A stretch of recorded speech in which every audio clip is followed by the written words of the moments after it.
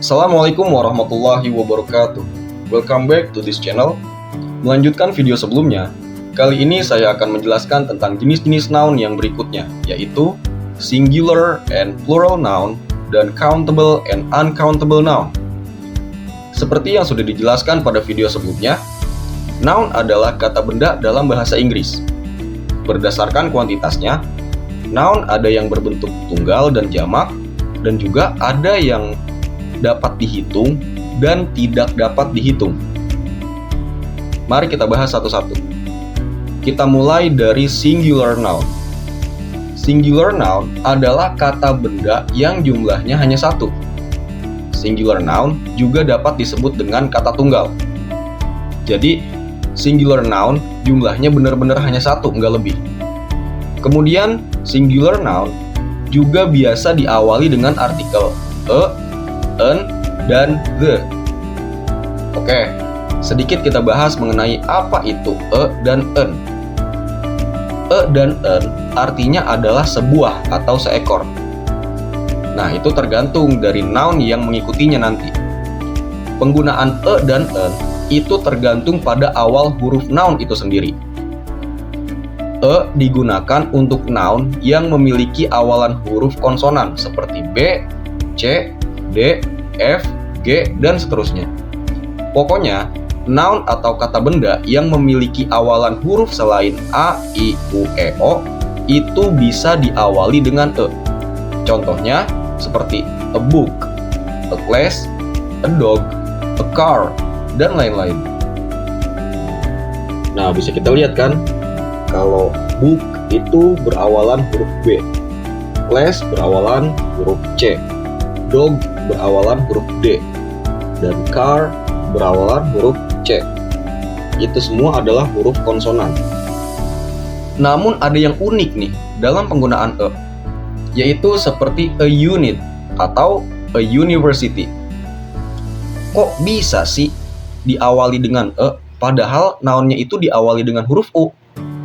Kan tadi katanya E itu nggak bisa digabungin sama noun yang awalannya A, I, U, E, O. Gimana tuh jadinya? Nah, jadi alasannya adalah pada penyebutan kata tersebut. Unit dan university meskipun diawali dengan huruf U, tapi dalam penyebutannya dalam bahasa Inggris itu menggunakan Y. Dibaca unit dan university. Makanya, dua kata itu boleh diawali dengan E. Selanjutnya adalah an. An itu kebalikannya dari E. An digunakan untuk noun yang berawalan huruf vokal atau A, I, U, E, O. Contohnya seperti an egg, an apple, an umbrella, an owl, dan an hour. Nah, apakah ada yang merasa janggal lagi? Ya, betul. An hour. Kenapa hour yang berawalan huruf H bisa digabungkan dengan an? Bukannya an itu cuma buat noun yang berawalan huruf A, I, U, E, O? Ya, betul. Alasannya masih sama kayak tadi. Alasannya adalah karena penyebutan noun tersebut. Meskipun hour itu diawali dengan huruf H, tapi dalam penyebutannya dalam bahasa Inggris itu menggunakan huruf A. Dibaca hour, bukan hour atau hour, tapi hour. Makanya hour boleh diawali dengan an. Oke, selanjutnya adalah plural noun. Plural noun adalah kata benda yang jumlahnya lebih dari satu, tetapi masih dapat dihitung meskipun jumlahnya banyak. Plural noun juga bisa disebut kata jamak. Plural noun ini diberi S atau IS pada akhir katanya sebagai ciri dari kata jamak.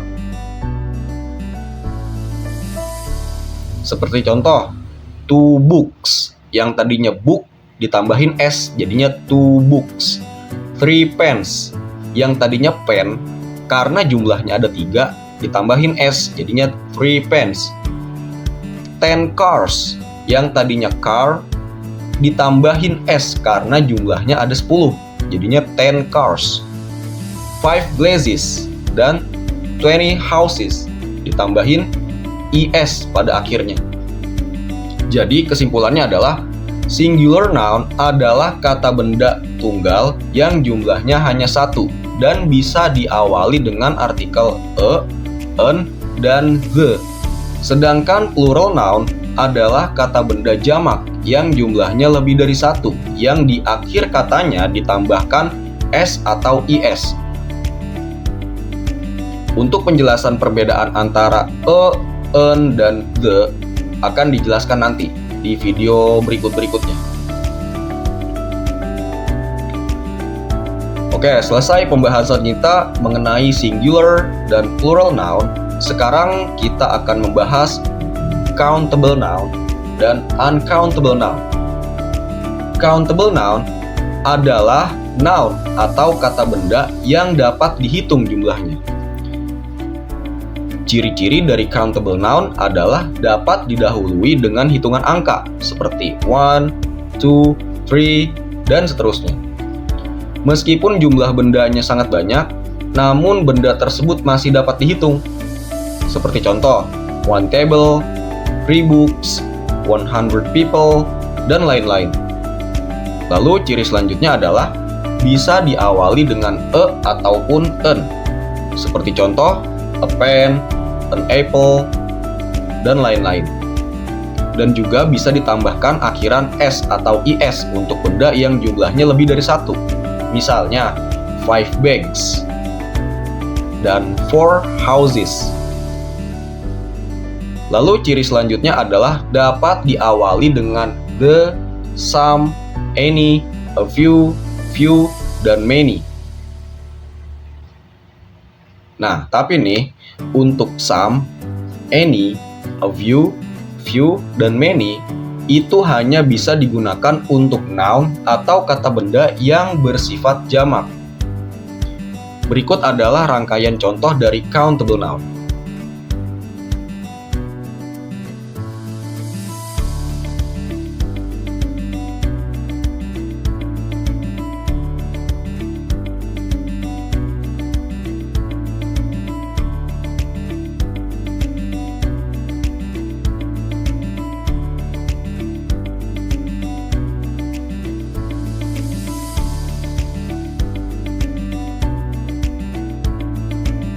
Kemudian jika ada benda yang dapat dihitung, maka pasti ada juga dong benda yang tidak dapat dihitung.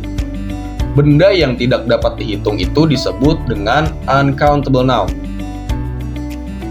Uncountable noun adalah noun atau kata benda yang jumlahnya tidak dapat dihitung dan tidak memungkinkan untuk dihitung. Noun jenis ini akan selalu dianggap singular atau tunggal meskipun jumlahnya sangat banyak.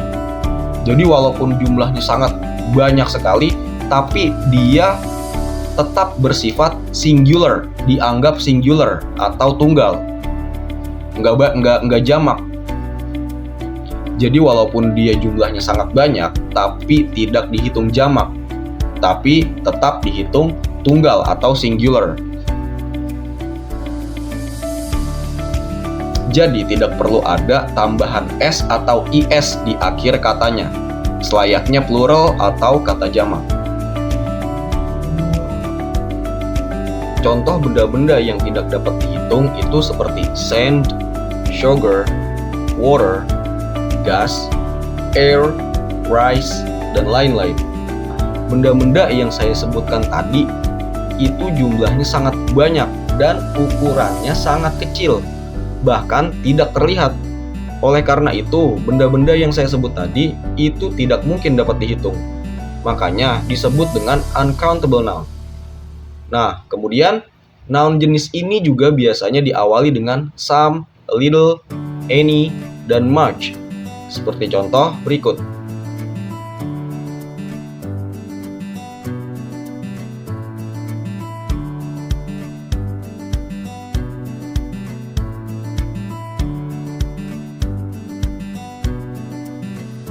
Oke, sekian penjelasan dari saya. Semoga apa yang saya sudah jelaskan dapat dengan mudah dipahami. Jika ada pertanyaan, kritik dan saran, silahkan tulis di kolom komentar. Bye!